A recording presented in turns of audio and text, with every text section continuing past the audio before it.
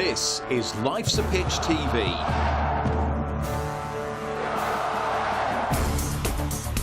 Main sponsor, DPS Tech. Also supported by Lackens, all about hearing. Forward Floors, Ginger Pickle, Fred Olsen Logistics, The Dove, Seckford Golf Club, Ashford Wright, John Keeble Cars, Venue 16, The Hudson Group, Come Hither Design, Sound 4 Pro Audio, and Suffolk Sound. Our charities this year, Cancer Support Suffolk and the Ipswich Town Community Foundation.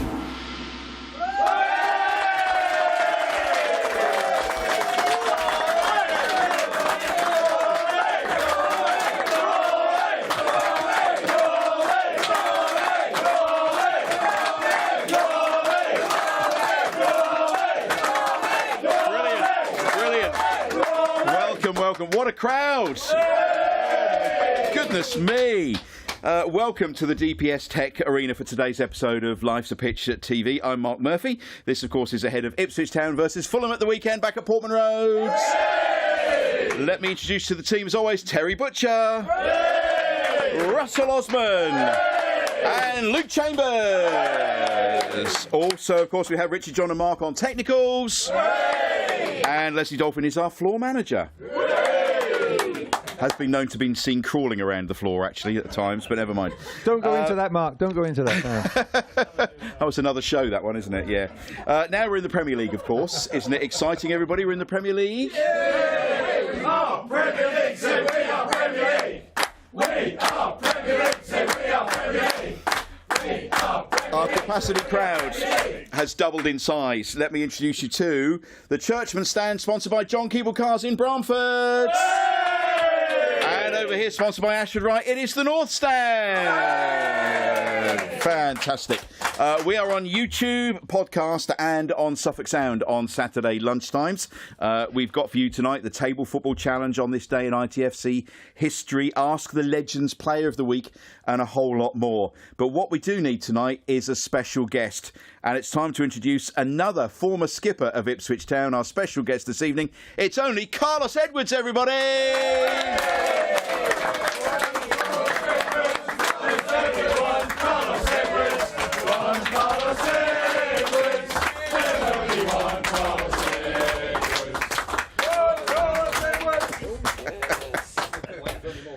Welcome, Carlos. Welcome. Pleasure to be here. Pleasure. Finally! Are we Finally! Well, we missed you last season. You had a bit of a bump in your car, didn't you, last year? Well, so I said. Yeah. But So you said. But yeah, one of those unfortunate situations. Yeah, but no, it's fine. Well, we finally got you here. Yes. Although yes, 20 minutes late, yes. but we'll let you off. Was he late, Chamber, ever in the games, or? I'll let him answer that one. Were you ever late, Skip? Yeah. I think that's why I got the armband in the end. Well, it's great to see you here. So much to talk about tonight. We'll talk about you, your career, and we might mention Roy Keane. Who knows where we go as the evening goes on.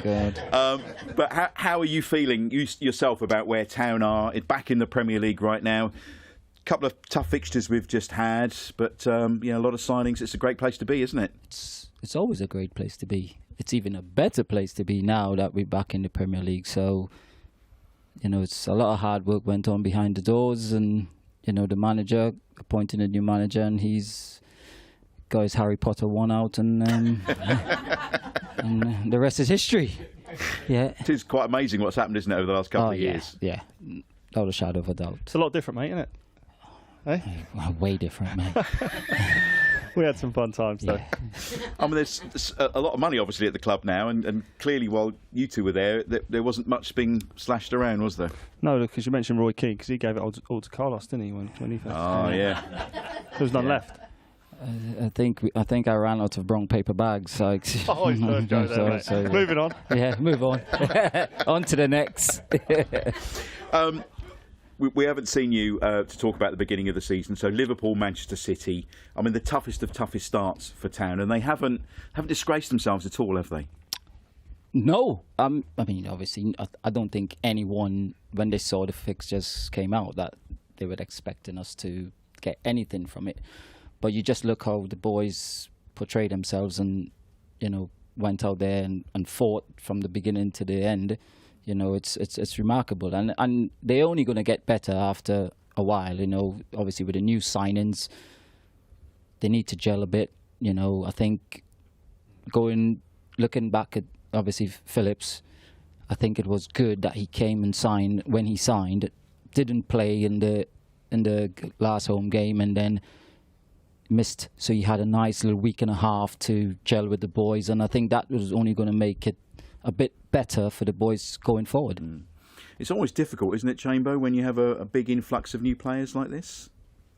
Yeah, it is. And Carlos mentioned there, I think the first 2 games, I think if we're all sort of answering questions with our head instead of our heart, you'd think they're 2 almost free hits. Yes, you want to go in there and try and take points out of the games, but it's given Kieran obviously a chance to play his players that have got him there, but also continue to add to the squad. Just gives them time behind the scenes, a week in between the first 2 games, which is ideal as well because I spend a lot of time on the grass. But you just need them players to bed in as quickly as possible, and obviously they've got another game tonight, which a lot of changes have been made, we've seen, and we're just excited. The boys will be excited to get their first minutes under the belt ahead of a probably difficult headache for the manager for the weekend. Chamber, did you ever have a big influx of players? Was it a big influx of players, 2 people? Oh, huge. They were big numbers back when I was there, weren't they, Luce? We didn't have too many signings that walked through the door, and we were thinking, oh, he might come. And the ones that did walk through the door that you got excited about ended up leaving pretty sharply and not coming back. So, yeah. Charming. The habit of telling everyone what they're going to get when they come down, and then they got in the door, and it's the goalpost has certainly moved. So it was an interesting way. I don't think that's the case now, though. I think that's no, they know what exactly. Suitably rewarded now. Yeah. Well, you didn't have many in your time, Russ, did you? Mr. Robson hardly brought anybody in, did he? What did he do? 14 was it 12, players, wasn't it? 13, 14, 14 over players. 16 years, was it? So I've never had the money to spend. But I'm trying to think who his most expensive signing was. I know he spent a little bit on Kevin O'Callaghan and yeah, that was about £5, I think. It was Well, it's night and day now, isn't it? It's just like the numbers you're seeing and we're reading about. It's like you must be pinching yourselves. Yeah, and he didn't part with money very easily at all, did he? No, but I think one of the Dutchmen was like 220,000. Right. Yeah. Mariner 100. £100,000 for Mariner. Yeah, one of the other Dutchmen was 150, and Paul Cooper was a massive 23,000. So yeah, that was what it was. It's all relative, isn't it? Do you ever stop and think what? No, don't even go there. Oh, no. Move on. Even us now, me and him be like, Yeah, well, we've done all right. I know. Different world. Don't you pay fantasy transfer fees? How much you would have got in today's market? You must have. You must sort of think about that. No? No. Oh, we do. Oh, you do, yeah. Yeah. Mine would have still have been a free transfer. I'll go on then, we'll take him, he's a good lad. Okay. Manchester City, Russ, we went ahead, didn't we?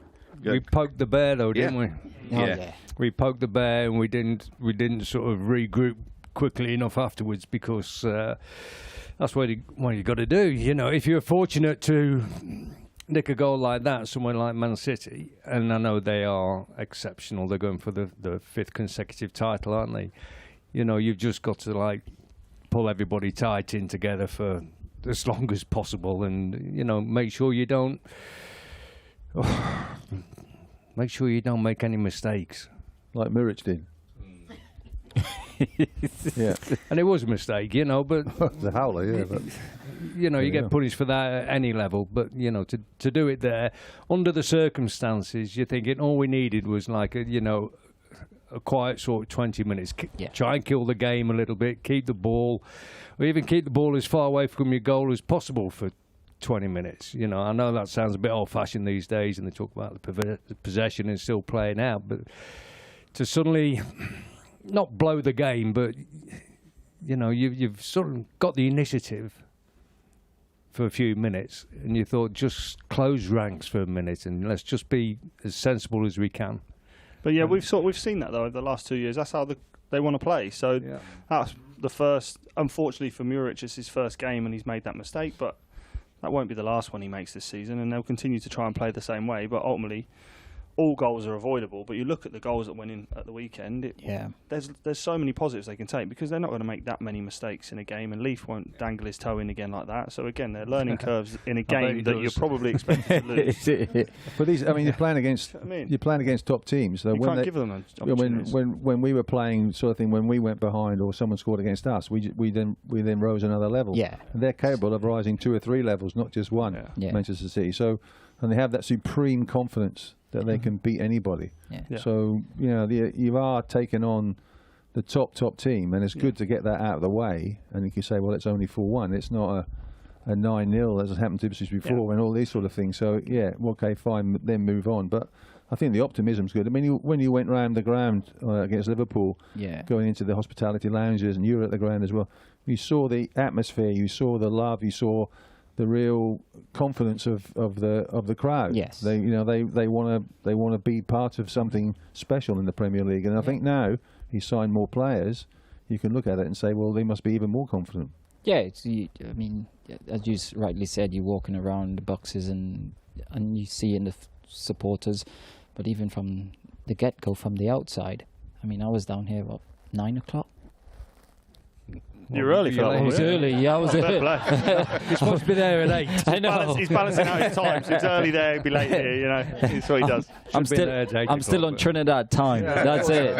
It's not a So bad yeah, place to be. you just feeling the buzz, you know, coming to the stadium, and and you come in the stadium, and it's just something different.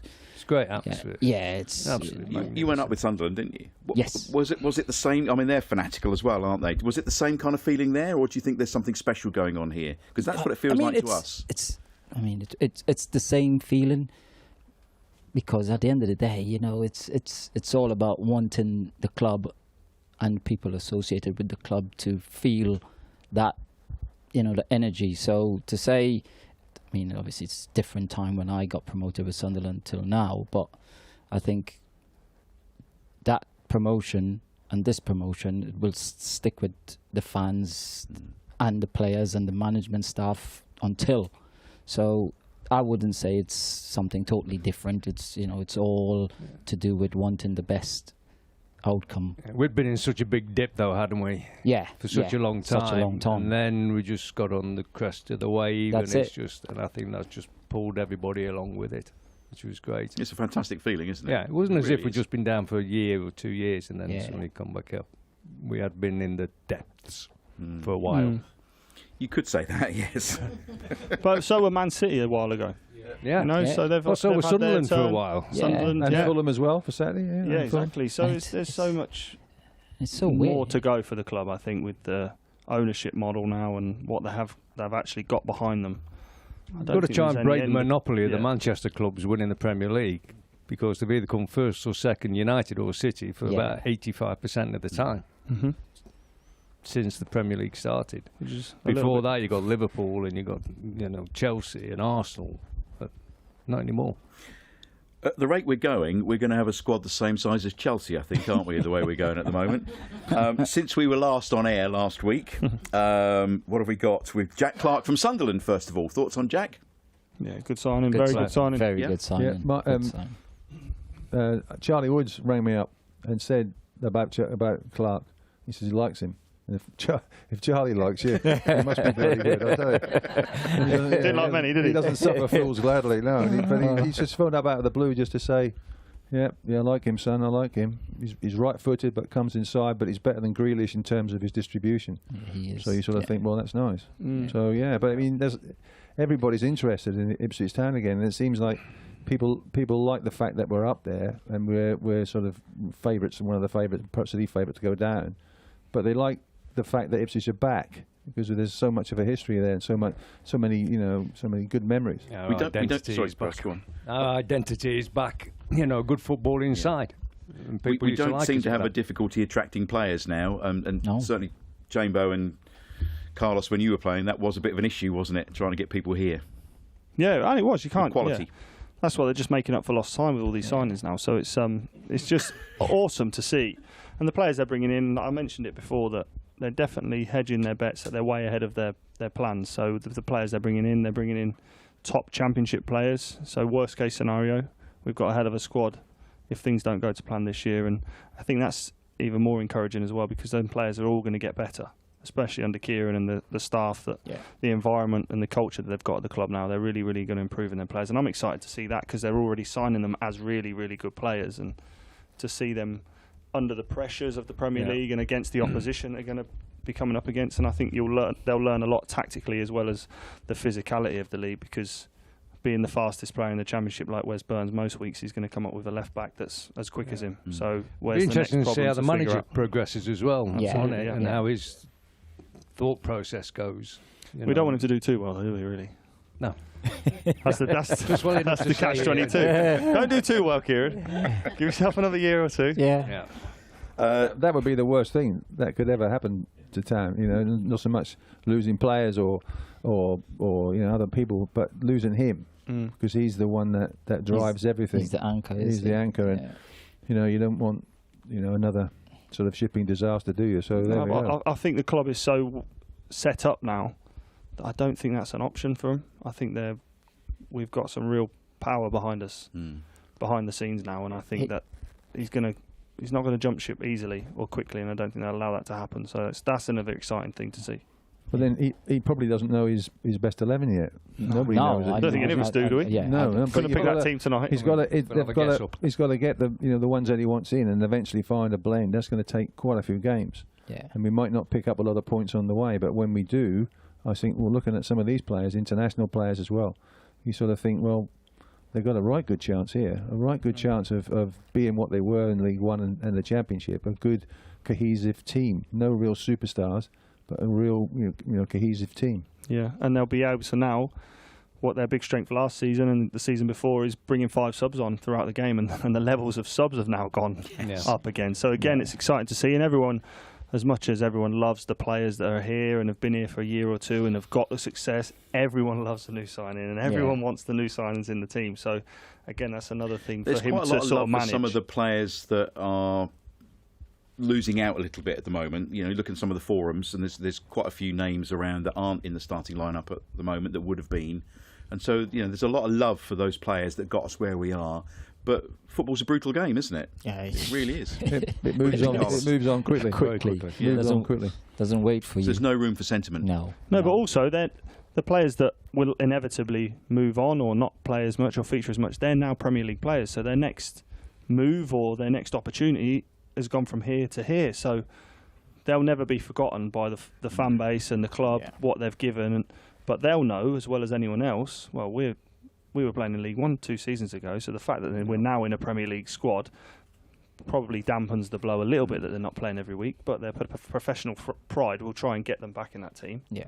But again, they're such a good place now that there might be some outs before the window shuts, and again, we say it's a brutal game, but that is football, and again, if they're not happy playing on the sidelines, they'll be wanting to, okay, we've had this achievement, but where's my next thing, because the career's short. But those players are playing at a better level now because of being at Ipswich. They'll go to a Championship challenging side, all the players that leave the club now. And you look at Caden, he's gone and had a great move at a big club like Derby County. And he's doing really well. Had we not got promoted or had a season we had in the Championship, that move would have looked very, very different for him. So, but it seems that with the squad, Kieran balances it really, really well. And you never hear of any trouble, any anger or going in, slamming doors when the player goes in and, no, I'm not playing, I should be playing. You never hear anything like that. And there's no players that are like that now at our football club, which is a tribute to Kieran McKenna, that he's this is what you do. Look, you get your chance, you've got to be fit and strong and all these kind of things. So, yeah, I mean, the players have bought into that. Every player's bought into that. It's just amazing. And it would be good, because we'll say about a core of a squad, he won't dismantle the core of the group that sets the standards and the culture. So anyone new coming in would immediately buy into it, because that'll be the conversations they have day one. But that you'll know as well as I do that the strength through the team and the squad has to remain the same, regardless of whether they play or not. Everyone knows what their role is any given Saturday at 3 o'clock. Especially timekeeping as well. Yeah. I know it'd be moving before the window shuts. You're going to get some ribbing. Who plays in green? Plymouth. Let's just say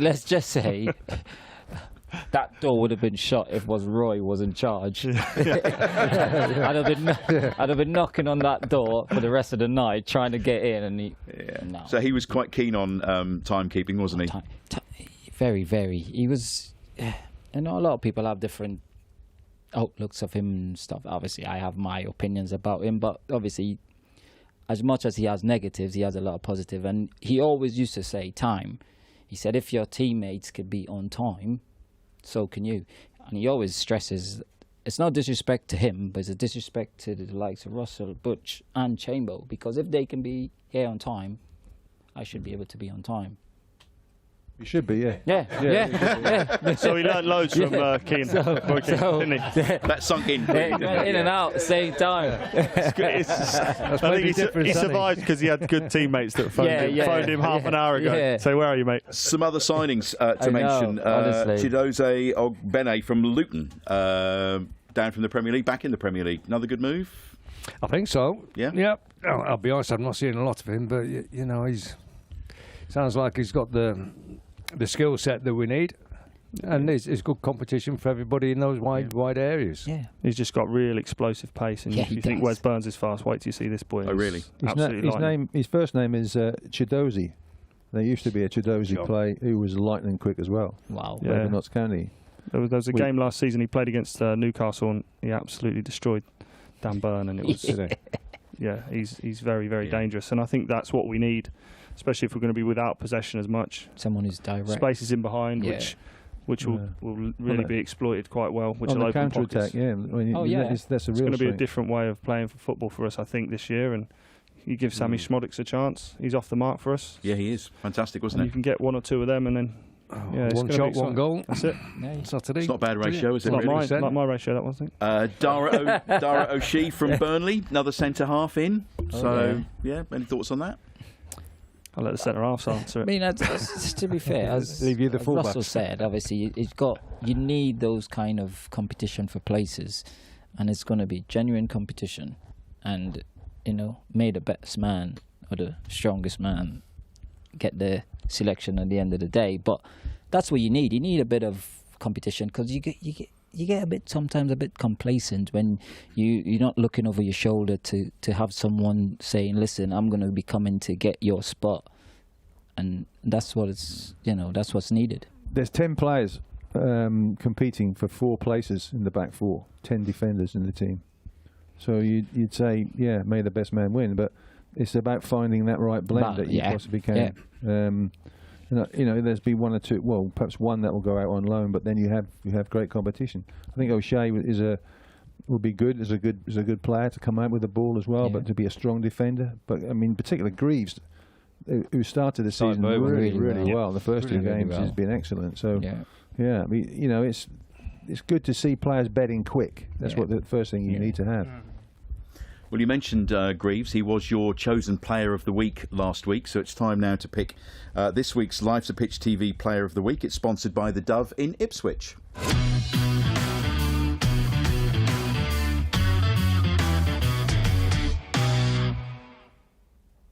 So, boys, what do we think?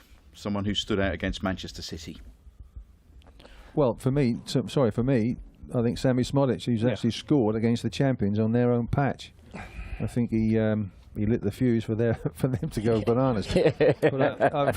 Wow, that was a great move as well, and he ran from deep and he slotted it past the keeper. A very, very good keeper, and a great finish. If you can get him in those positions, but we've seen him before. We know what he's like. He's a good finisher. He will make those runs. He will do, So I would say Sammy Schmodix. Okay, he gets my vote because I can't pronounce his name. So, Sammy. Sammy. He'll be forever known as Sammy. Carlos, would you go along with that? Yeah, 100%. Yeah. Chambo? Yeah, I was thinking Schmods before the game. Yeah. But you mentioned the pass. You've got Ben Johnson, who's probably signed as a right back, which is then encouraging again if he has to step forward and play in those areas that he can deliver a pass like that and open up the champions. It was nice to see. But I'm mates with Sammy, so I'm great that he's off the mark really, really quick. Yeah. and that would have done his confidence the power of good, won't it? Absolutely, yeah. I spoke to him after the first game, and he was like, "Do you think I did all right?" I was like, "Come on, You got him mate." here, didn't you, in the first place? Like, You told him Well, 6 I'm months waiting ago for he my was coming. little cut. What's he like? What's he like as a person? Is he a He's good real guy? bubbly, like full of character. He's great energy, and he's just desperate to be successful. Is he an Irish international as well? Yeah, he is now. Yeah. Well, with a name like Smodic, he would be. Yeah, really, wouldn't absolutely. he? Polish international. I think. He's a Polish-Irish. Polish Irish. Essex border. He's happy now though because he lives in Essex way, so he's not too far. He's a away. local boy, really, isn't he? Yeah, it's good. Yeah, coming back home again. And how much, Carlos? You made that step up to the Premier League, didn't you? For Sunderland. How much were you in awe of playing the likes of Manchester City, Liverpool, Arsenal? Does that factor in that you're playing at somewhere like the Etihad against Haaland and the like? I mean, it does, but then it always gives you that fear factor also, because you're coming up. The guys that I came up against was obviously world beaters, as they say, but you're in awe of them. But at the same time, you want to stamp your authority. You want to try to test yourself always with the best. 9 out of 10 times, because you're a new promoted team, you get a bit of spanking. But it's not to say that you're just going to just roll over and let them, take it to the cleaners. But it was always, challenging. But you always try to improve every game that you play. I mean, you boys were at the big clubs week in, week out, weren't you? So it was just bread and butter for you guys. Yeah. Well, we were lucky that we stepped in right at the start at that level. I made my debut against Chelsea. I think you were at Everton, weren't you? Yeah. Goodison. You won, I didn't. Yeah. Yeah. You went on from there. Never mind. Yeah, never mind. Oh, yeah. Memories, eh? No, Memories. that's it. So we lost to a penalty, and somebody in this room gave away the penalty. So he sabotaged your debut, yeah? Yeah. Did I really? You did, yes. He put the spanner in the... It's not like he's held on to that one, Russ. Clearly that's rankled for quite a while. Let it go. I've let it go. Let it go. I've let it go. Let it go. How much now. years was that now? Yeah, it was a long time ago, Yeah, before you were born. There you go then, yeah. It's probably you're probably late for your birth as well. But Yeah. I'll be late for my funeral. 78. 78 were you? 78 or 79? 78. You were 78. 77. I was September 77. 77. And I was losing day in 78. No. Yeah. So he wasn't born then. Yeah, I was a month after. And your first name, Yeah. Akhenaten? Yes. Akhenaten? What is that? Egyptian. Egyptian. Pharaoh. Have you any relationships with Egyptians or I wish I did. no? I wouldn't have been playing football. No. I might have been a rich guy. That's another story for another part of the podcast. Akhenaten. Yeah, it's an Egyptian pharaoh. Egyptian pharaoh. Yeah. His wife was Queen Nefertiti. All right. Yeah. I never knew this. No. 10th ruler of the 18th dynasty. Why did you never tell me told this? you. Huh? You did? You never told me this. Yeah. You didn't know that? No. No, you know now. Yeah. Carlos. And the That's what I CM. Huh? Can you explain that to us? No. That highest Carlos decorative Edwards, order of CM. CM. CM? CM. What There's an MBE. Yeah. MBE. CM. Chalcornia medal. Oh, the Shakonia medal. Oh, that was... That. Strap in, Oh, fellas. no. Come on. Jeez. Gold standard. was- gold standard as well. Standard, yep. Yeah. The Shakonia gold medal is the second highest medal in Trinidad. That was awarded to all the players that qualified for the 2006 World Cup. Okay. Well done. And you played every minute of Trinidad and Tobago's games in that Yes, World Cup. There's yes. only 3, but you played every minute, yeah? Yeah. Right. Yeah. Well, then you played against England Oh, as well. Yeah. And you were right back against England. Yeah. Were you beaten when because you did really well? Yeah, so held on, and then the Really well till Crouch late, scored. Crouch scored late. Yeah. Did he beat you in the air on the far post? Not me. Wasn't you? Not me. Rings a bell. No. It was... You weren't late for that cross as well, no? No. I think I was up on the halfway line. That was, no, it was Brent Sancho, who was defending Crouchy at the time, and I think he complained that he had dreadlocks. Yeah. So he complained that Crouchy pulled his head, so he couldn't head the ball. But Should have gone to VAR. I know. He probably did though. But then Stevie Gerrard scored a wonder goal. Oh, that was a peach of a goal. You know, playing against England, obviously Lennon came on and he totally changed the game for England. And obviously Gerrard just put the cherry on the top with that second goal. Absolutely. But that game was watched by about 700 million people worldwide. Bloody hell. It's incredible.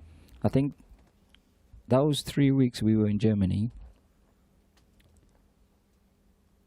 Was it 3 weeks in Trinidad and Tobago that didn't have no crime?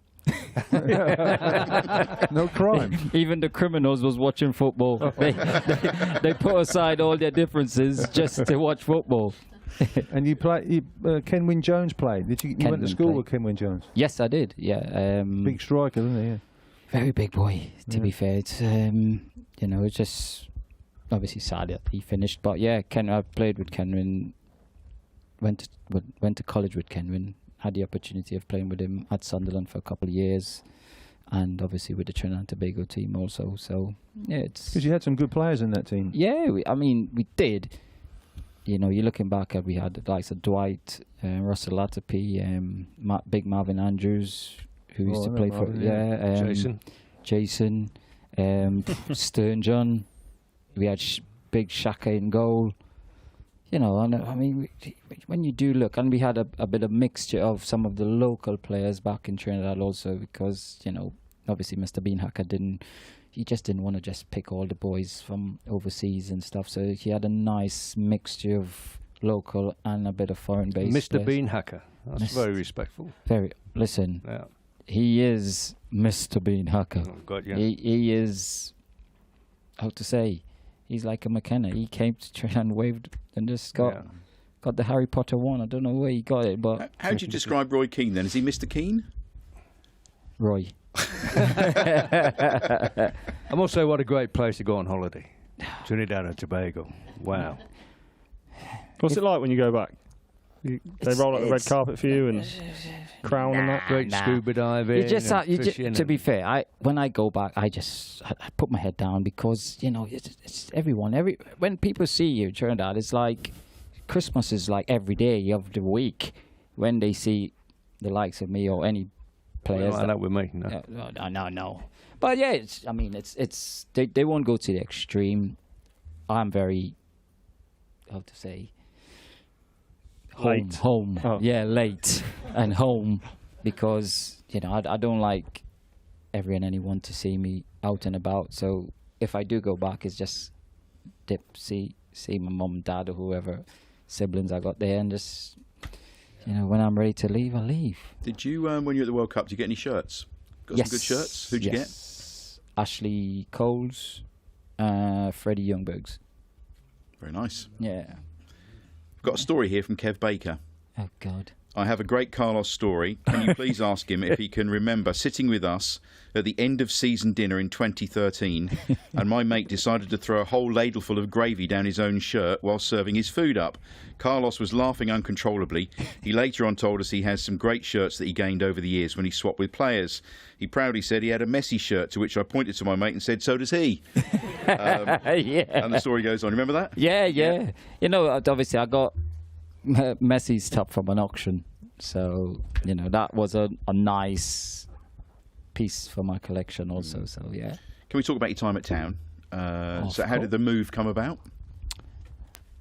Didn't like Steve Bruce. He didn't like me, and I said I'm heading to Suffolk. Excellent. Yeah. No. It was one of those situations where obviously Steve Bruce came into the club at Sunderland, and you know when new managers comes in, they want to bring in their own players, and he didn't really give me a look in to give me an opportunity to show him what I, could offer. And I think it was just right after the first game of the season, we played Bolton away, even though we won. And I think he left me out the second time, and they played Stoke away and they lost.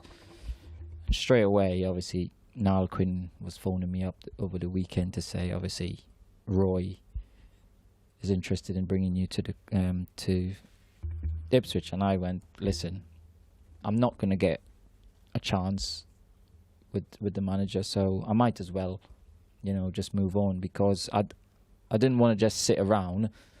And as obviously Luke was mentioning earlier, obviously you already give your time, got the club promoted, so it's about what next for me. And the opportunity came to come to Ipswich, and that's how it came about. So by that time, were you like a definite right back? Because you played further up as well, didn't you? No. I was still on the right midfield or the left midfield.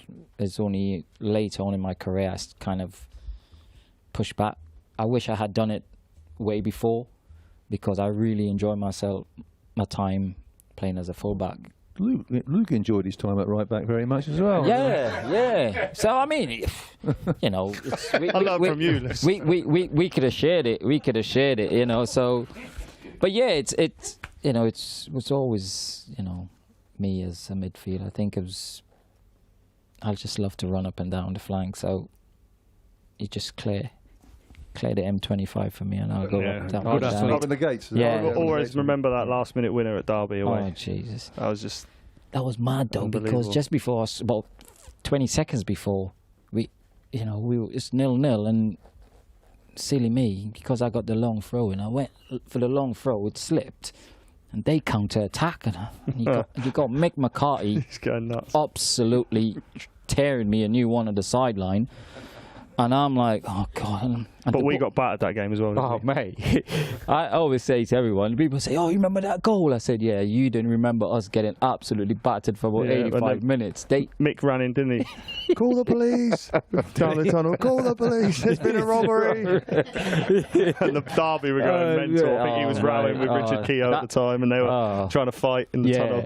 It was too much. It was too. It was too much. But yeah. Come on, big noses. Here we go. Yeah.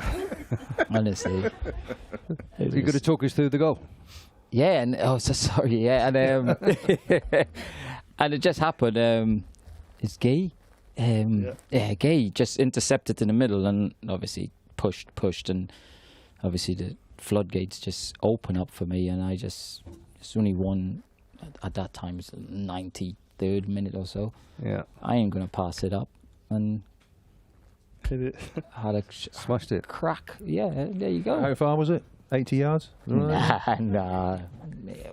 20. 28. That's it. That's 22. 25. Yeah.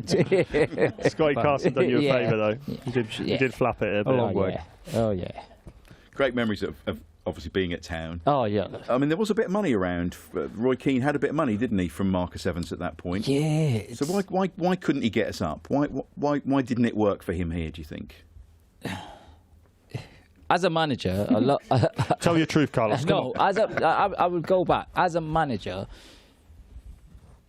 in his instance, not much players. It's just like managers will ask other managers about players.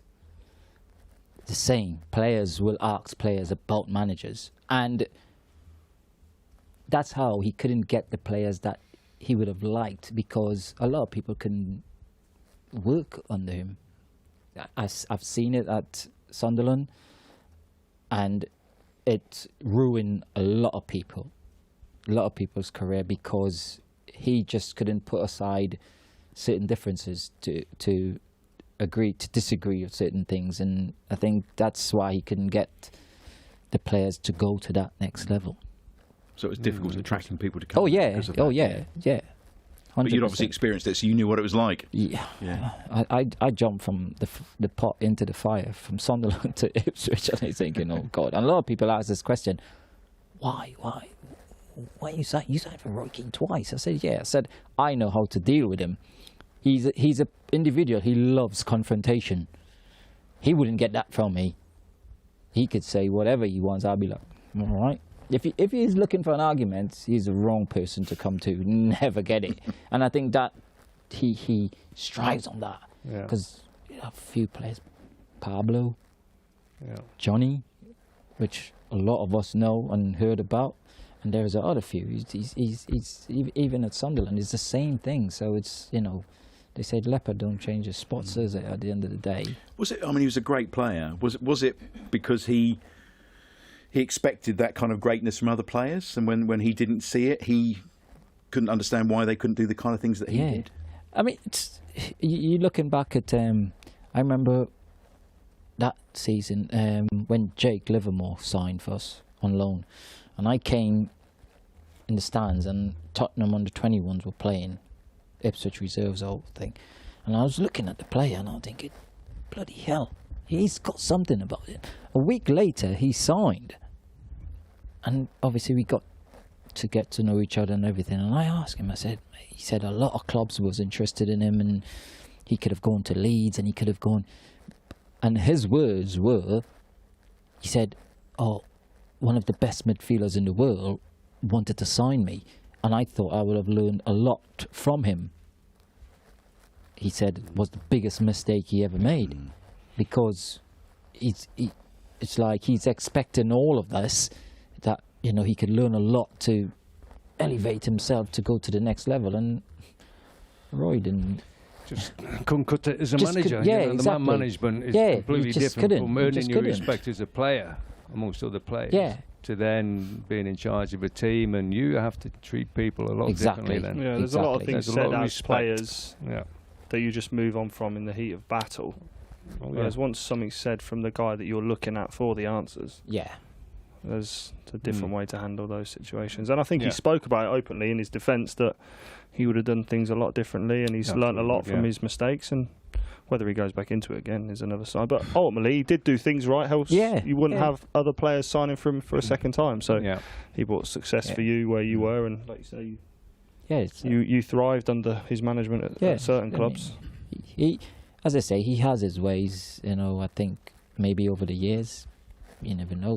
He's changed a bit, tweak a few things that maybe if and when he do get back into management, that you don't do the same mistake. I spoke to Didsy McGoldrick, and he used to go away with Ireland, and he was like, Keano's an absolute ledge. Like, he's so relaxed, he's he's a nice guy, and he sort of saw a completely different side to him. I don't think Mick McCarthy would call him a ledge, to be honest. Well, absolutely. But then Didsy would have said Mick was brilliant. Again, it's his experience of working with each individual person. Judging by your laid-back demeanour, were you ever booked at all?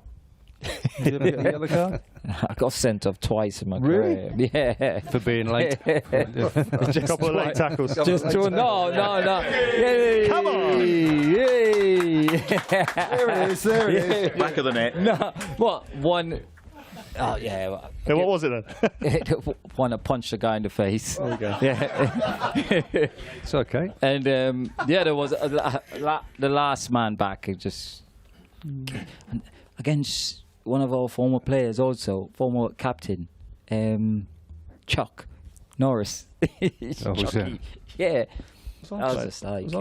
Just had to go, did he? He just had to go. Who did you punch?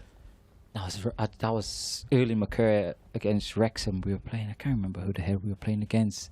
I went into a tackle, and honestly, and one of the guy absolutely mauled me. To be fair play to him, but the ball, they counter-attack it, and then I was trying to get up. He's face-to-face with me, and I went, poof. The same time, the referee's got the ball is going to their goal. He's just happened to just look back, and my fist was just going to his face. It wasn't Clive Thomas at all, was it? It happens, doesn't it? Nah. Just one of those days. It happens. It happens. Right, okay, we need to move on because time's moving on. So it is time now here on Life's Pitch TV. So this section is sponsored by Seckford Golf Club. It's Ask the Legends time.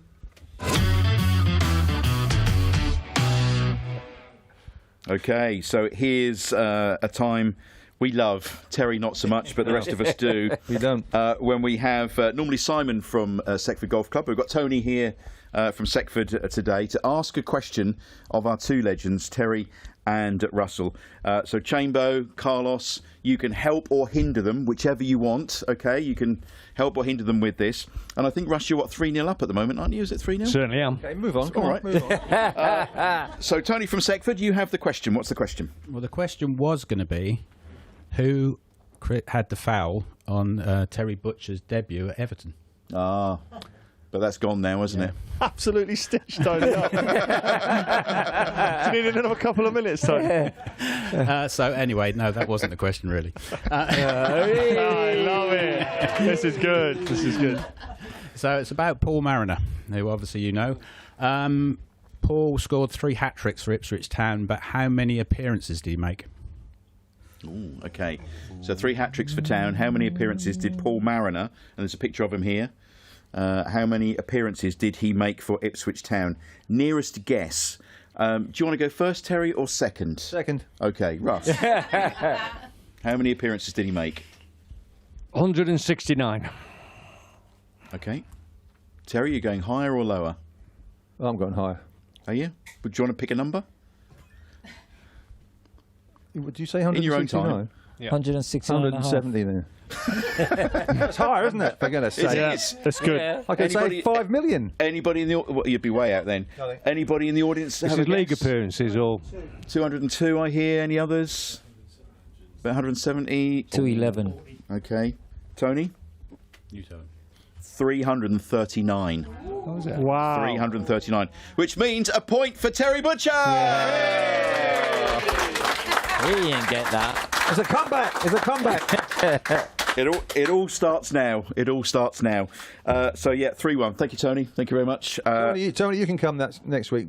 Bomb Simon out. He's not coming again anymore. Right, it's time now, Your though, 3 for lessons our gone. Table Footy Challenge, and this is sponsored by Fred Olsen Logistics. Oh, here we go.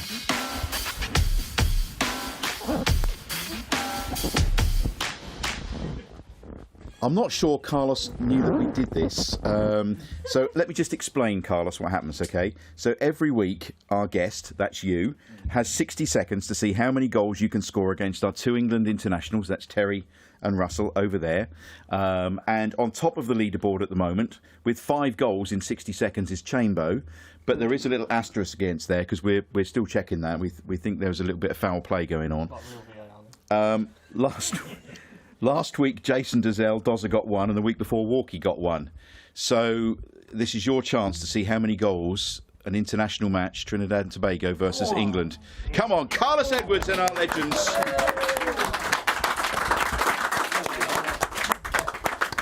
Okay, so your balls are in the end. I suggest you get your balls out, ready, in each end, ready to drop them down there.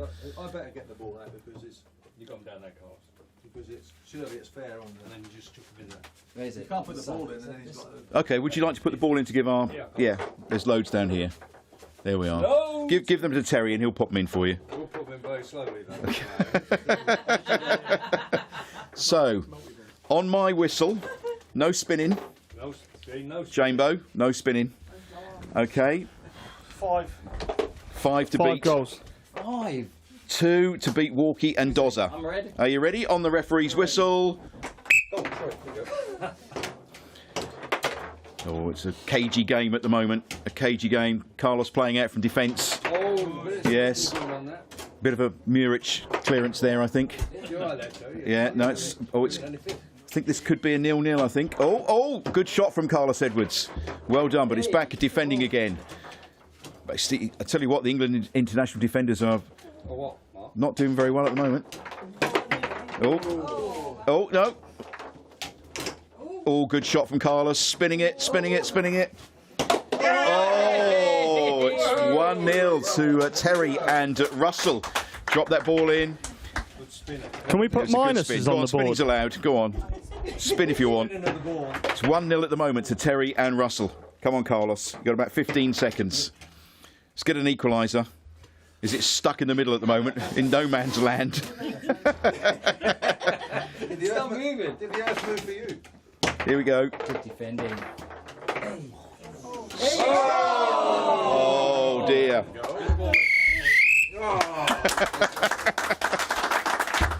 2-0 to Terry and Russell. Well played, Carlos. Well played. Fantastic. Now, a lot of town fans do some amazing things for charity. Lisa's here. Do you want to come up to this microphone, Lisa? Because you're doing a walk, aren't you? Come and tell everybody. Get right up close. Come on, that's it. Closer, closer, closer. I know it's a bit tall for you, but stand on your tippy toes. Tell everybody what you're doing. On Saturday, we are going to be walking before the game from Colchester to Ipswich for MND. So for the Marcus Stewart charity. So fantastic.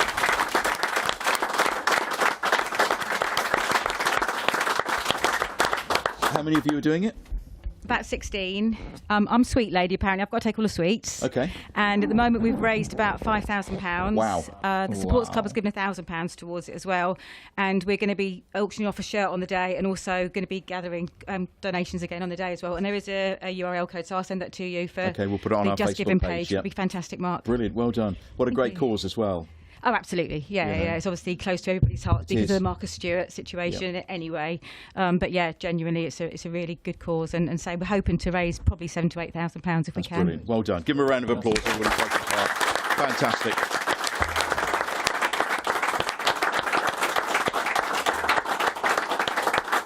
Time now for our On This Day in History, Ipswich Town related, sponsored by Fred Olsen Logistics.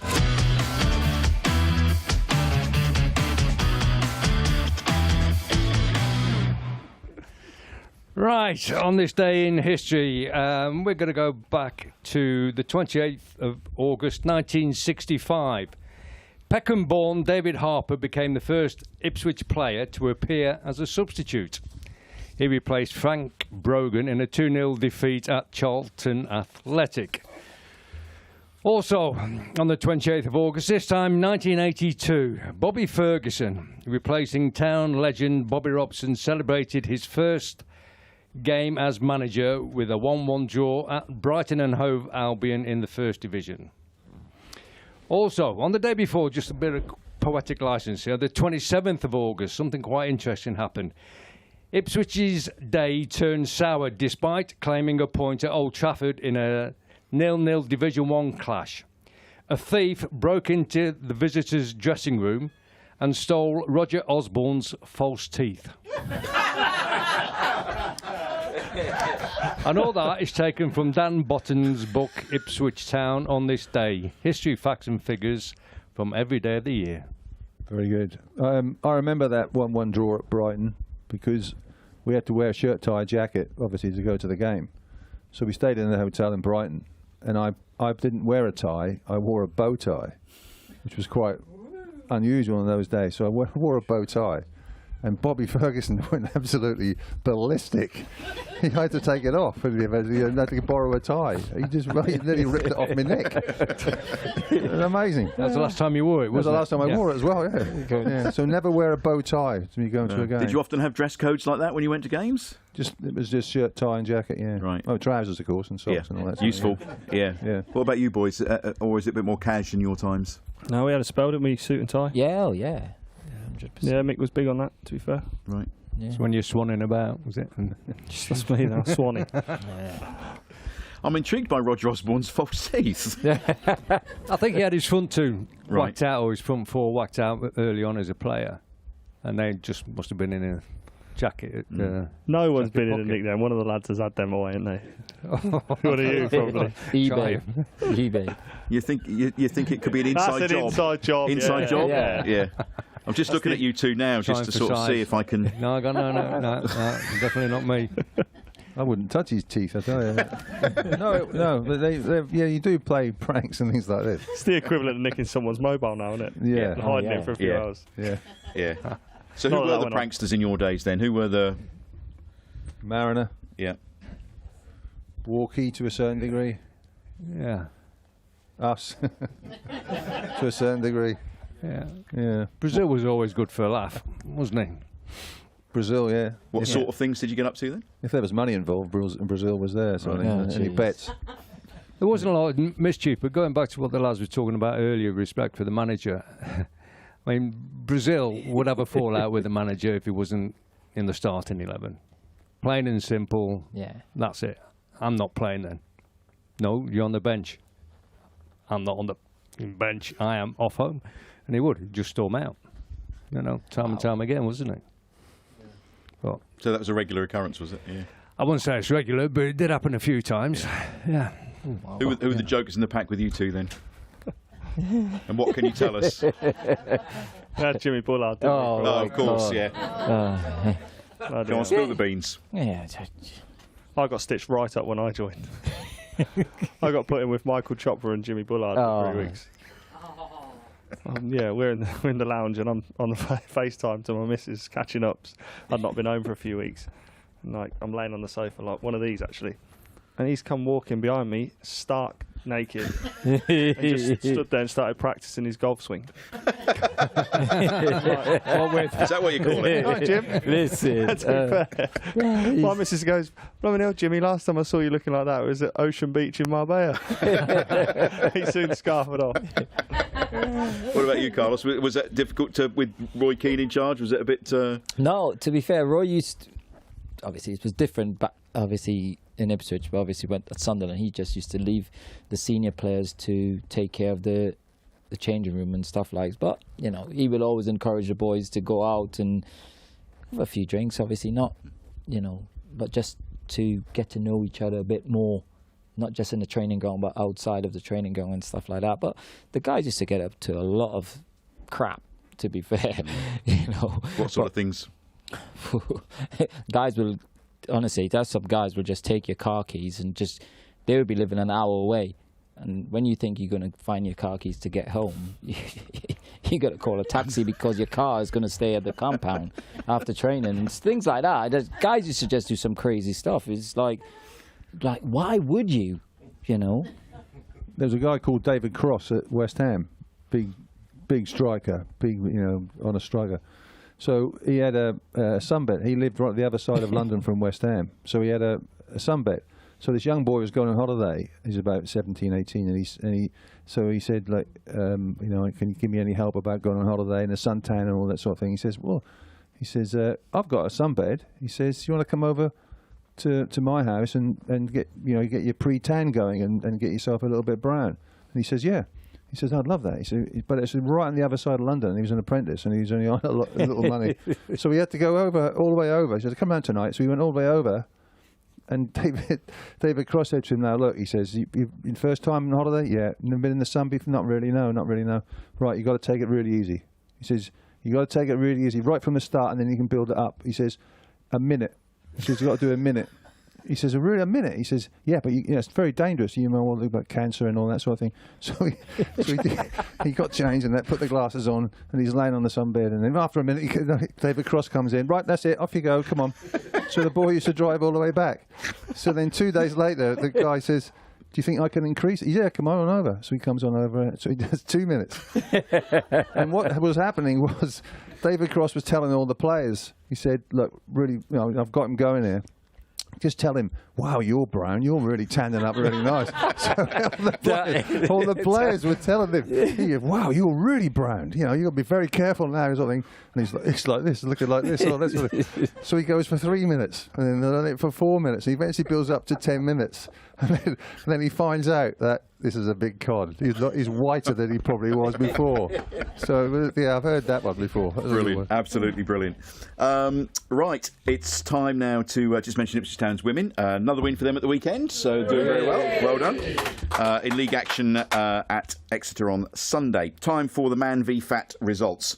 A new season kicked off at Goals in Ipswich this week, and the guys tell me they got off to a flying start with a group loss of nearly 5 stone in weight, the Man v Fat boys.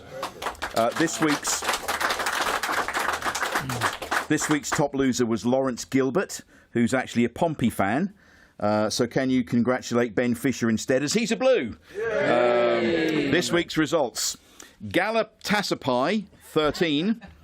That was my favourite one, this one. Galatasaray 13, the Red Cat Funts 9. The Red Hot Chubby Fellas 10, Borussia Mönchengladbach 13. The Ivory Toast 9, and the Wycombe Waddlers, he hasn't given me a score for. So we have to wait to see how the Wycombe Waddlers did against Ivory Toast. Who's our favourite? Which one? Which one? Everybody, which one? Borussia Mönchengladbach. Yeah, I like the Funts. What are they called again? Please, no. Let's move on. Can we? Come on, Funks. Can we have a shout out for a few of our great teams from the past? Who can remember Fatburn Rovers, Ham Saladdice, and Aston Griller? The future is now. Come on, you Blues. That's from Man v Fat Mark. Well, that is it for this week. Carlos, thanks ever so much for coming in. Did you get a? Oh, yes, I have. Yeah. Yes, you're right. Yes. The programme, the first home game of the season, that was the programme cover, wasn't it? Fantastic. You kindly donated to us, one for the studio and one each for myself. That is absolutely brilliant. And that's from much love from Call Me Ted, at Call Me Ted ITFC, at Let's Go Bernard. So we're going to get that framed and put up on the wall. That's great. And I hope they're going to do more of these for the season ahead. So that's brilliant. So well done. Thank you very much. Thank you very much. Yeah. Put that on the wall. So, brilliant. Back in the Prem, it says on there. Carlos, enjoy this? Had a good time? Yes, yes. Yes, 100%. And I honestly, I would love to come back. Hey, I would obviously love to come back. Yeah. 6 o'clock next time. 5 o'clock, I'll be here. I'll open the doors. We're going to tell you an hour earlier next time, so get you here on time. So honestly, tell him it's Tuesday night next honestly, when I saw the number, I was like, Chambers phoning me. I was thinking, all right. This must be serious. You all right, bro? He said, come on then. I was like, come on then. Like what? I was like, oh shoot! Like honestly, I was like. He was telling me it wasn't tonight. I was thinking. I was asking Butch if we'd got it wrong. Honestly, I lost track of time. I was just sitting in the back garden, and then the missus was like, "Oh, I need to go buy a cake for my niece." I said, "But that's not my job." I said, "That's your brother's job. He should go and buy the cake." And when you phoned me, I was buying the cake. I was thinking, "Oh no!" Well, we got you here. We got him here. You are welcome anytime. Carlos Edwards, everybody.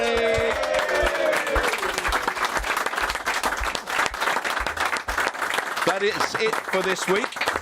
Keep in touch with what's happening on our socials. That's Facebook, Instagram, Twitter, all those kind of things. And if you want to be part of the Capacity Crowd, have you had a good time, everybody? Yeah! Excellent. Head to livetopitch.tv, click on Capacity Crowd, and you can apply to be a member of the crowd on there. Don't forget, we're also plugging Neil's book the other week about George Burley. That's going really, really well. Details also on our website about that. Fulham at home on Saturday. Russell, score prediction? 2-0. To Town? Yes. Yep. Terry? 2-1. And I must say, it's nice to see Emma Beattie here today. Yes. Daughter of Kevin. Lovely to see her. She was hoping to just sneak in and watch, weren't you? But yeah, it's lovely to have you here. What do you think, Carlos? Predictions for Saturday? 2-1 Ipswich. Okay. Chambo? Well, I was going to go 2. I'll go 3-1 Ipswich. Good man. Well done. Kevin Beattie score. Yep. And as always, as I'm behind Beattie's bar, I'm going 3-1 Town. Okay? 3-1 Town. Thank you, Capacity Crowd. Thank you for watching and listening. We'll be back next week, and there's just one thing to say, and that's Blue Army! Army! Army! Army! This has been a Life's a Pitch TV production. Main sponsor, DPS Tech. Also supported by Lakens, All About Hearing, Forward Floors, Ginger Pickle, Fred Olsen Logistics, The Dove, Seckford Golf Club, Ashford Wright, John Keeble Cars, Venue 16, The Hudson Group, Come Hither Design, Sound 4 Pro Audio, and Suffolk Sound. Our charities this year, Cancer Support Suffolk and the Ipswich Town Community Foundation.